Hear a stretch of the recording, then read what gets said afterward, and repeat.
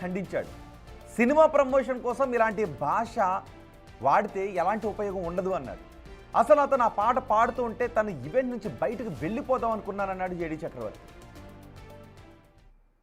Publicity campaign చేయడానికి రకరకాల కొత్త ప్రక్రియలు చేసి మనం ఆడియన్స్ రీచ్ అవ్వచ్చు. బట్ దానికోసం we don't have to stoop down. దానికోసం మనం ఒక బూత్లో లేకపోతే ఒక అమ్మాయిని హాఫ్ నేకెడ్ గా చూపించడము లేదా లిప్ లాక్ చేయటము. ఇప్పుడు ఎందుకు why I'm talking about these things అంటే recently I been part of ఒక క్యాంపెయినింగ్ లో అన్పార్లమెంటరీ లాంగ్వేజ్ తో జరిగిన ఒక ఈవెంట్ లో I been part of it. నేను అప్పుడు యాక్చువల్లీ లేచి వెళ్ళిపోయి ఉండాల్సి. ఇప్పుడు చాలా ఇన్నోవేటివ్ పబ్లిసిటీ 3 Idiots అనే సినిమా వచ్చింది. ఆ సినిమాకి సౌరవ్ గంగూలీ మన ఇండియన్ కెప్టెన్ పోలీసులు కంప్లైంట్ ఇచ్చాడు. ఎందుకంటే రోజు అప్పుడు వచ్చి ముష్టివాళ్ళ గడ్డం పెట్టుకుని రోజు సౌరవ్ గంగూలీ ఇంటిని చూస్తూ కూర్చుని ఏదో ఇలా బైనాక్యులర్స్ దగ్గర చూస్తున్నాడు. ఆయన పోలీసులు వచ్చి తీసుకెళ్తా ఉంటే మొత్తం అంతా మీడియా అంతా వచ్చారు. ఏంటో మామూలుగా ఒక ముష్టివాడు ఎత్తుకెళ్తూ ఉంటాయి. ఎందుకంటే ముష్టివాడు ఆమీర్ ఖాన్. సో ఒక 4 రోజులు అతను గెటప్ వేసుకుని అందరినీ అటెన్షన్ గ్యాదర్ చేసి గార్నర్ చేసి, సో ఇదో innovative publicity.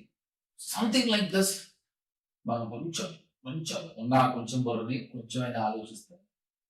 I think it will work. So this is what I want to tell you. So I చూసి సినిమా పబ్లిసిటీ క్యాంపెయిన్ చేయడానికి రకరకాల చూసారా జేడీ చక్రవర్తి ఏం మాట్లాడాడు? ఆ రోజు ఆ ఈవెంట్లో నుంచి తను వెళ్ళిపోదాం అనుకున్నాను అని చెప్తున్నాడు. జేడీ చక్రవర్తి గెస్ట్గా వచ్చిన జేడీ చక్రవర్తికే జుగుప్సాకరంగా అనిపించింది. తను కొంత అసహనాన్ని వ్యక్తం చేస్తూ ఉంటే అక్కడ ఉన్న వాళ్ళ ముఖాలు కూడా బాలేదు, నన్ను ఆపే ప్రయత్నం చేశారు అని చెప్తున్నాడు. అంతేకాదు ఆ రోజు పక్కనున్న జేడీ చక్రవర్తితో మనం మాట్లాడటానికి ప్రయత్నం చేస్తూ ఉన్నాం. ఆయనకి మనం ఫోన్ చేస్తూ ఉన్నాం. Okay, JD Chakravarthy phone out of network వస్తుంది. ఒకవేళ అతను అందుబాటులోకి వస్తే, జేడీ చక్రవర్తి అందుబాటులోకి వస్తే ఫస్ట్ ఆయనతోనే మాట్లాడదాం. ఎందుకంటే ఇక్కడ సమాజం మీదకి ఒక బూతు పాటను వదిలేశాడు. పైగా మీరు చూడండి ఒకసారి, ఆ పాట పాడిన తర్వాత స్టేజ్ పైకి వచ్చి అయిపోయిన తర్వాత చంద్రహాస్ మాట్లాడాడు. ఏం మాట్లాడాడు? నేను పాడిన పాటను ఎవరు ఏమీ అనలేదు, తర్వాత అర్థమవుద్దులే అని అన్నాడు. ఏం అర్థమవుద్దు బై? తర్వాత ఏమర్థమవుద్ది? అరే ఇప్పుడు ఏం అర్థమైందో చూసావా జనాలకి? అంటే ఆ పాట ఏం పాడుతున్నావో కూడా నీకు తెలుసు. పైకి ఈ పాట సినిమాలో లేదంట. ఇది ఇంకో దరిద్రం. పెట్టాల్సిన సినిమాలో. సెన్సార్ వాళ్ళు కట్ చేస్తారు కాబట్టి సెన్సార్ని బైపాస్ చేసుకుని సోషల్ మీడియాలో వదిలేద్దాం ఈ దరిద్రాన్ని జనాల మీద అనుకున్నావు కదా. నీ ఉద్దేశమే దరిద్రంగా ఉంది. పైగా వెనక మీకు ఇప్పుడు ఒక వీడియో చూపిస్తాను. ఆ వీడియోలో చెవులు చెప్తాడు ఆయన. ఎవరు? ఈ జూనియర్ ఆర్టిస్ట్ తండ్రి ప్రభాకర్ వచ్చి చెవులు చెప్తాడు. అప్పుడు మళ్ళీ ఏమంటే అవును ఈ లిరిక్స్ సినిమాలో లేవు అని చెప్తాడు. సినిమాలో లేని ఈ లిరిక్స్ని స్టేజ్ మీద పాడేసి సోషల్ మీడియాలో వదిలేసి మా చెవుల్లోకి పంపేసి మా జనాల్ని చెడగొట్టేద్దామని ఒక దరిద్రమైన ప్లాన్. మీ సినిమాలకి కాస్ట్లు వస్తే చాలు, సమాజం ఏమైపోయినా పర్వాలేదు రబాయ్. పైగా ఇంకొకటి, అరే ఇది తప్పు అని చెప్తే యాటిట్యూడ్. నీకు యాటిట్యూడ్. ఏమన్నావు? అరే ఓ రేరు మాట్లాడే ఒక జర్నలిస్ట్ని. పోనీ జర్నలిస్టు ఒకటి, నువ్వు పాడినటువంటి పాట సమాజం మీద ఎటువంటి దరిద్ర ప్రభావాన్ని చూపెడుతుంది అని క్వశ్చన్ చేసినందుకు నీకు బాధ కలిగింది. అందులో ఏమన్నాడు? నీ నిర్మాతలకి మీ ఇంట్లో వాళ్ళకి పాట నచ్చిందా అంటేనే నీకు బాధ కలిగింది కదా. మరి సమాజంలో మా బిడ్డలు చూస్తారు, మేము అది చూస్తున్నాడు, మా పక్కన అక్కో చెల్లో అమ్మో పిన్నమ్మో ఎవరో కూర్చుని ఉంటే పొరపాటు నా పాట అంటే నిగ్గు పాదే. ఏంది బా ఇది? ఏంటది? నువ్వు 24 గంటలు టైం ఇవ్వటం కాదు, నీకే 24 గంటలు టైం ఇస్తోంది సొసైటీ. నీకే 24 గంటలు టైం ఇస్తున్నాం. ఈ సొసైటీకి తప్పు. సినిమాలో నేను పెట్టుకోవటానికి అవకాశం లేని ఒక దరిద్ర పాటని నా సినిమా ఫంక్షన్లో పాడేసి సోషల్ మీడియాలో వదిలేసి మీ పిల్లల బుర్రలు చెడగొట్టేద్దాం అనుకున్న నా దరిద్రపు ఆ భావజాలానికి, నా దరిద్రపు ఆలోచనకి క్షమించండి అని ఒక క్షమాపణ చెప్పు. నీకు 24 గంటలు టైం ఇస్తున్నాం, తీసుకో. లేదు, నువ్వు 24 గంటల్లో చట్ట ప్రకారం చేస్తావా? నీ రౌడీల్ని పంపిస్తావా?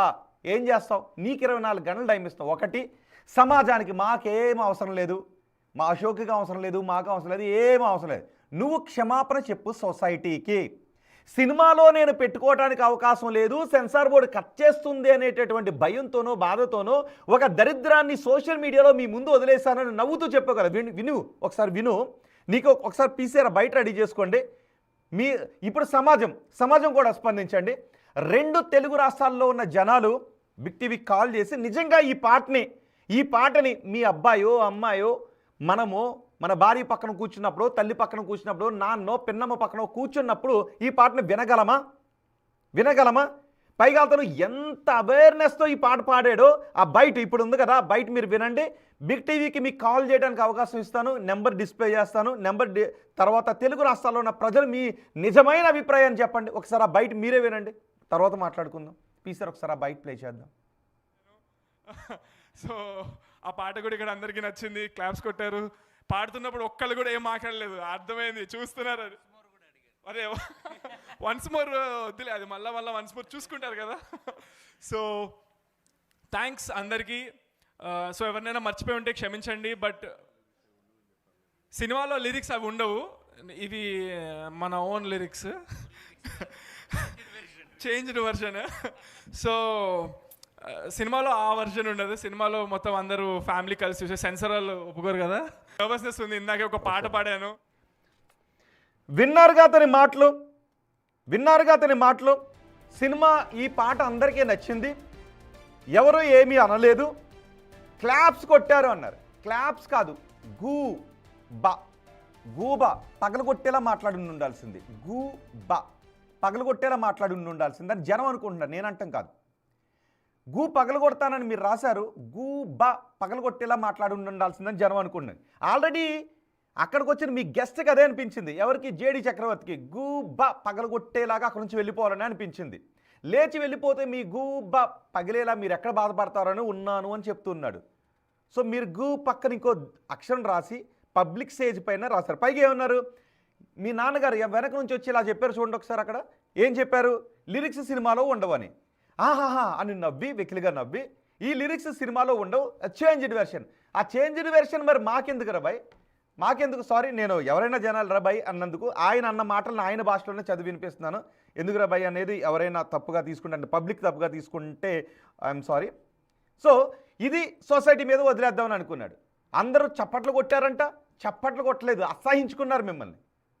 సో ఒకసారి అటు